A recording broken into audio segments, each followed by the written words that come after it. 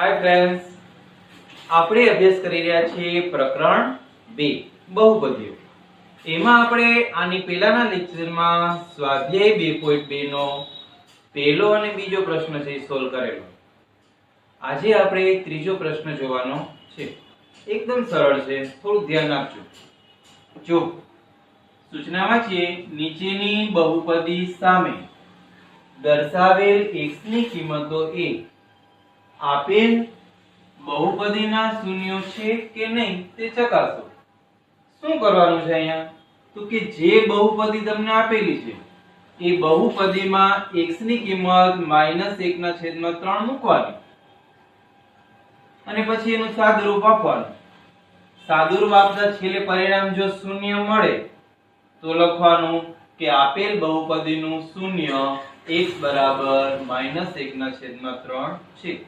ટૂંકમાં એનું સાદુરૂપ આપતા પરિણામ છે શૂન્ય મળવું જોઈએ. તો આ છે એનું શૂન્ય કહેવાય. જો શૂન્ય ન મળે તો લખવાનું શૂન્ય નથી, આપેલ બહુપદીનું શૂન્ય નથી. ઓકે, જોશો એટલે ખ્યાલ પડશે.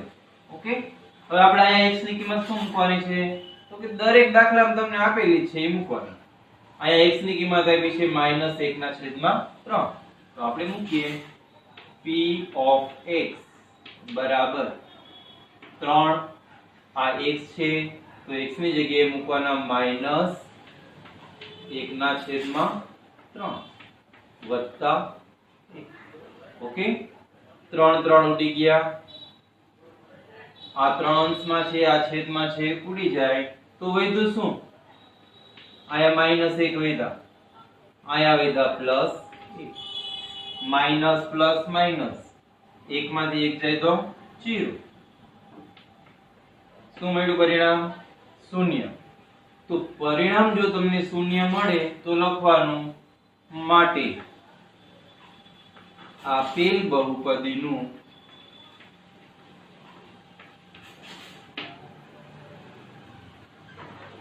એક શૂન્ય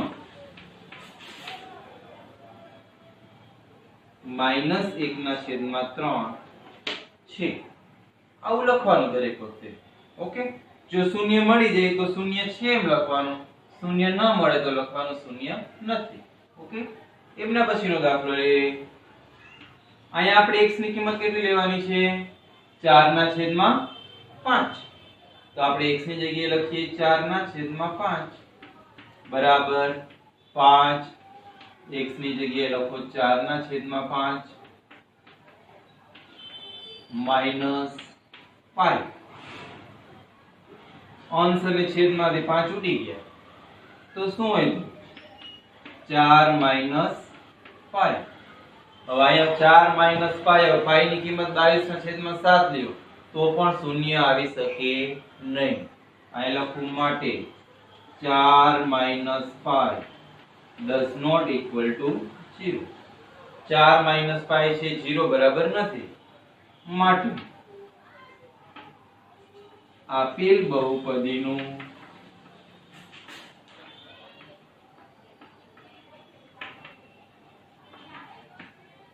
એક શૂન્ય 4/5 નથી. ઓકે, આ પ્રમાણે આપણે ગણતરી કરવાની. હવે આપણે ત્રીજો, ચોથો, પાંચમો બધા દાખલા જોઈએ. હવે ત્રીજો પ્રશ્ન જોઈએ. એ જ પ્રમાણે છે પણ અહીંયા x ની વારાફરતી અલગ અલગ કિંમત લેવાની. એક વખત 1 લેવાનું છે, પછી -1 લેવાનું. બરોબર છે? રીત તો એ જ પ્રમાણે છે. સૌથી પહેલા x ની કિંમત આપણે 1 લઈએ એટલે આવશે 1 નો વર્ગ ઓછા 1. 1 નો વર્ગ એટલે 1 ઓછા 1. 1 માંથી 1 જાય તો કેટલા વધશે? 0. ઓકે, તો આ 1 છે એ આપેલ બહુપદીનું શૂન્ય છે. હવે આપણે -1 લઈએ. -1 નો વર્ગ ઓછા 1. -1 નો વર્ગ એટલે +1 ઓછા 1. 1 માંથી 1 જાય તો 0. ઓકે, તો -1 અને 1 બે આપેલ બહુપદીના શૂન્યો છે. તો આપણે લખીએ માટે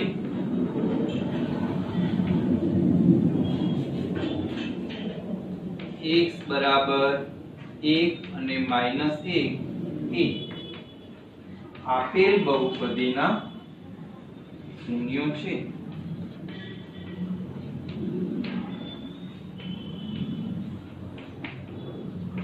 એમના પછી ચોથો લઈ લઈએ. હવે અહીંયા પણ એ જ પ્રમાણે એક વખત -1 લેવાના છે કિંમત, એક વખત 2 લેવાના છે. તો આપણે સૌથી પહેલા -1 લઈએ. -1 બરાબર x ની જગ્યાએ -1 + 1, x ની જગ્યાએ -1 -2, -1 + 1 માઈનસ પ્લસ માઈનસ, એકમાંથી એક જાય તો કેટલા વધે? 0. -1 -2 એટલે -3. -3 નો 0 સાથે ગુણાકાર કરો, શું પરિણામ મળે? 0. તો આ -1 છે આપેલ બહુપદીનું શૂન્ય છે. હવે આપણે 2 લઈએ.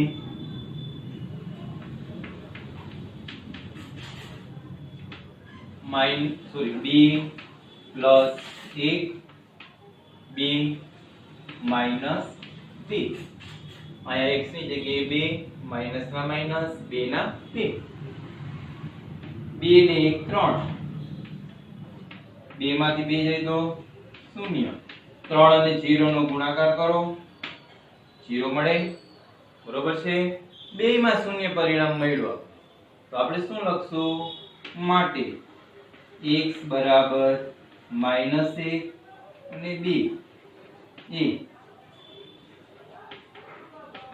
આપેલ બહુપદીના શૂન્યો છે.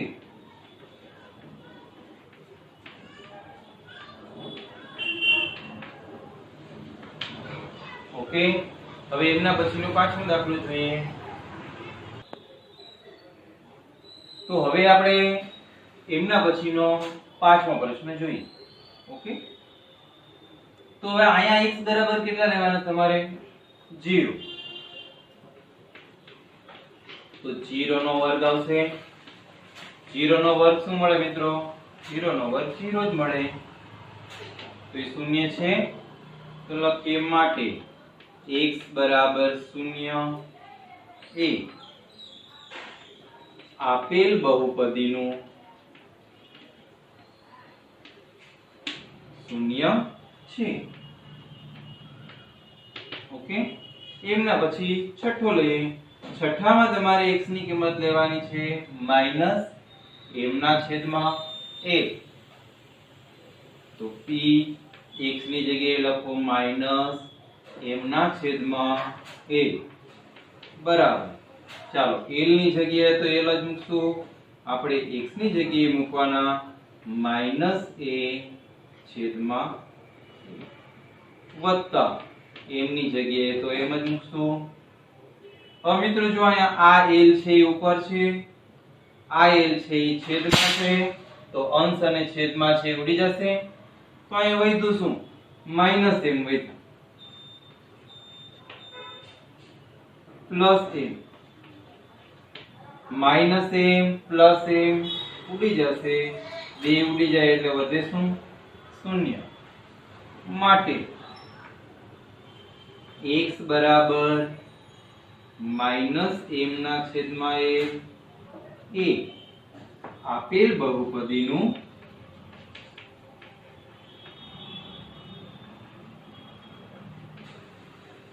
શૂન્ય છે. બરાબર. હવે સાતમો પ્રશ્ન લઈ લઈએ. સાતમા પ્રશ્નમાં પણ તમારે આગળની જે x ની વારાફરતી અલગ અલગ કિંમતો લેવાની છે. પહેલા x ની કિંમત લેશું માઈનસ 1 ના છેદમાં વર્ગમૂળમાં 3.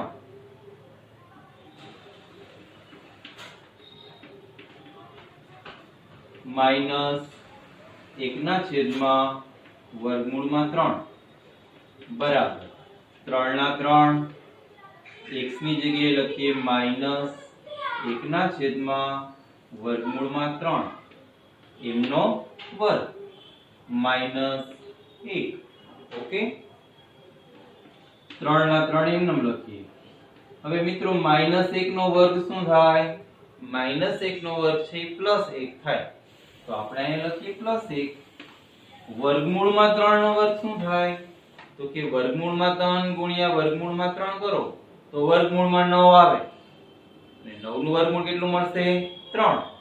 તો આપણે અહીં છેદમાં આવ્યા 3 -1 બરાબર અંશ અને છેદમાંથી 3 3 વયસ તો આ શું વધ્યું? 1 1 -1 બરાબર 0. તો અહીંયા -1 ના છેદમાં વર્ગમૂળમાં 3 છે એ આપેલ બહુપદીનું શૂન્ય છે. હવે આપણે લેશું 2 ના છેદમાં વર્ગમૂળમાં 3. 2 ના છેદમાં વર્ગમૂળમાં 3 બરાબર 3 કૌંસમાં 1 ની જગ્યાએ મૂકીએ 2 ના છેદમાં વર્ગમૂળમાં 3 કૌંસનો વર્ગ ઓછા 1 3 ના 3 2 નો વર્ગ થશે 4 વર્ગમૂળમાં 3 નો વર્ગ આપણે કેટલો આવ્યો તો 3. ઓકે -1. ઓકે હવે જો અહીંયા આ 3 ઉડી ગયા અંશ છેદમાંથી તો અહીંયા વધ્યા 4 -1 4 માંથી 1 જાય તો કેટલા વધશે 3. તો મિત્રો અહીંયા જો તમારે આ દાખલો થોડોક અલગ છે. અલગ શું કામે છે? તો કે તમને બે શૂન્યો આપ્યા છે એમાંથી x બરાબર -1 ના છેદમાં વર્ગમૂળમાં 3 ઈ આપેલ બહુપદીનું શૂન્ય છે. જ્યારે 2 ના છેદમાં વર્ગમૂળમાં 3 એમાં જવાબ તમારે 3 આવ્યો એટલે ઈ શૂન્ય નથી. એક છે અને એક નથી. તો આપણે એ પ્રમાણે લખવું પડે અહીંયા માટે x બરાબર -1 ના છેદમાં વર્ગમૂળમાં 3 એ શૂન્ય છે. જ્યારે x બરાબર 2 ના છેદમાં વર્ગમૂળમાં 3 એ શૂન્ય નથી. ઓકે તો અહીંયા સાતમો પ્રશ્ન પૂરો થાય છે. હવે પછીનો આઠમો પ્રશ્ન છે તમારે પ્રેક્ટિસ કરવાની છે. હવે આપણે એમના પછીનો ચોથો ક્વેશ્ચન લઈ લઈએ. તો મિત્રો આની પહેલાના પ્રશ્નમાં આપણે જોયું કે નીચે આપેલી બહુપદીના શૂન્ય છે કે નહીં એવું તમારે તપાસવાનું. જ્યારે આ પ્રશ્ન ચોથાની અંદર તમને શૂન્યો આપવામાં આવેલા નથી પણ તમારે બહુપદી ઉપરથી શૂન્ય છે મેળવવાના છે. બહુપદી ઉપરથી શૂન્ય છે તમારે શોધવાના છે. કઈ રીતના શોધશું? એકદમ ઈઝી છે. જો તમારે શૂન્ય શોધવાના છે એટલે સૌથી પહેલા તો જે છે ને તમને p of x આપેલા હોય શૂન્ય શોધવાનું છે તો એના બરાબર શૂન્ય મૂકી દેવાનું. ઓકે p of x બરાબર 0. હવે p of x શું છે? તો કે x 5. તો p of x ની જગ્યાએ લખો x 5 બરાબર ના બરાબર શૂન્ય ની જગ્યાએ શૂન્ય.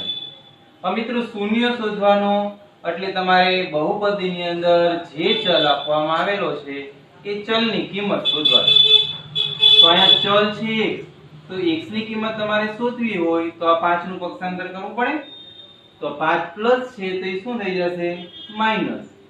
તો x બરાબર 0 5. તો x બરાબર શું આવ્યા? -5. 0 5 એટલે -5 આવે.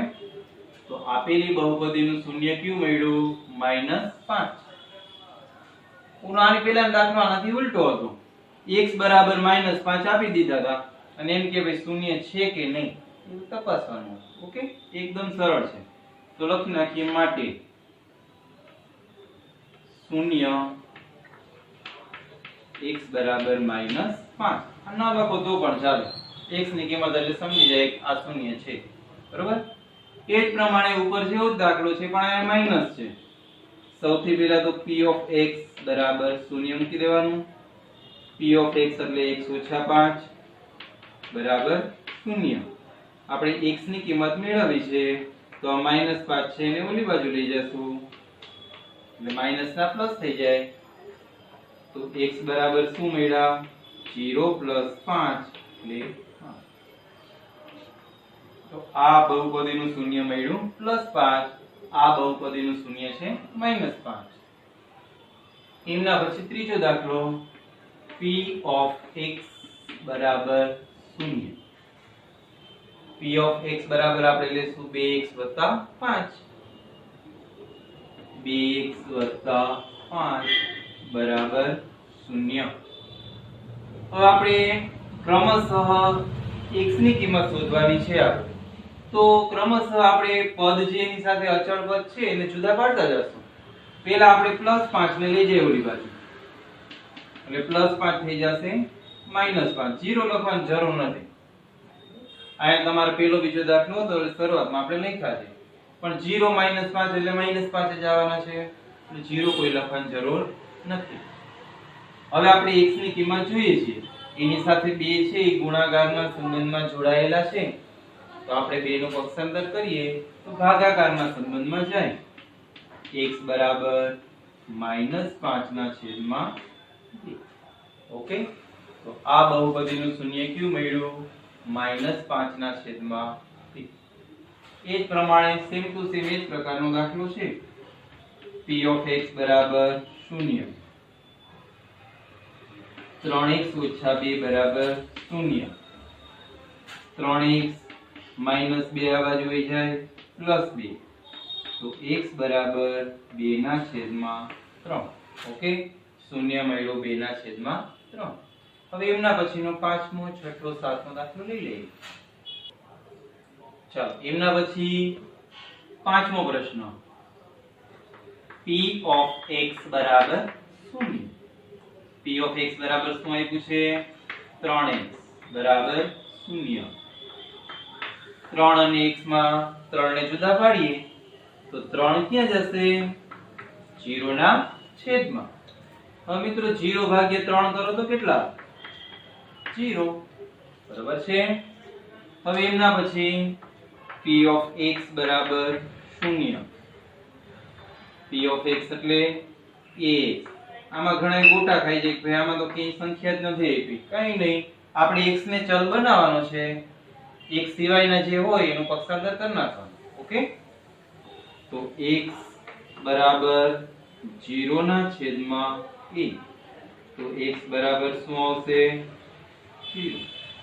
0 સાથે ગુણાકાર થાય, 0 સાથે કોઈ પણ સંખ્યાનો ભાગાકાર થાય, પરિણામ હંમેશા શૂન્ય જ આવે. એ વાત ખાસ ધ્યાનમાં રાખવાની. ઘણાને આવું ખ્યાલ ન હોય તો 3 જવાબ લખી નાખે, જેમ કે 0 કરતા 3 મોટા એટલે લખો 3, પણ એમ નહીં. 0/3 છે, 0/a છે, કોઈ પણ સંખ્યાનો 0 સાથે ભાગાકાર કરો, પરિણામ હંમેશા શૂન્ય મળે. એના પછી હવે અહીંયા દેખાય છે અઘરો દાખલો, પણ અઘરો નથી, બધા દાખલાની જેવો જ છે. p of x બરાબર c x + d. c does not equal to 0. શું કહે છે કે ભાઈ આ c છે એ ભાઈ 0 નથી. આ જે તમને c અજ્ઞાત સંખ્યા જે આપેલી છે એમની કિંમત 0 આપવા 0 છે નહીં. બરોબર? c અને d છે એ વાસ્તવિક સંખ્યા છે. 0 સિવાયની કોઈ પણ વાસ્તવિક સંખ્યા છે આ c અને d. બરોબર? તો હવે આગળ દાખલો કરીએ. સૌથી પહેલા જેમ કરીએ છીએ તે જ પ્રમાણે p of x બરાબર 0. p of x બરાબર લખીએ cx + d બરાબર 0. cx બરાબર +d છે, એને પક્ષાંતર કરી નાખીએ -d. c નું પક્ષાંતર કરી નાખીએ તો -d/c. ઓકે, તો આયા x નું શૂન્ય શું મળ્યું? -d/c.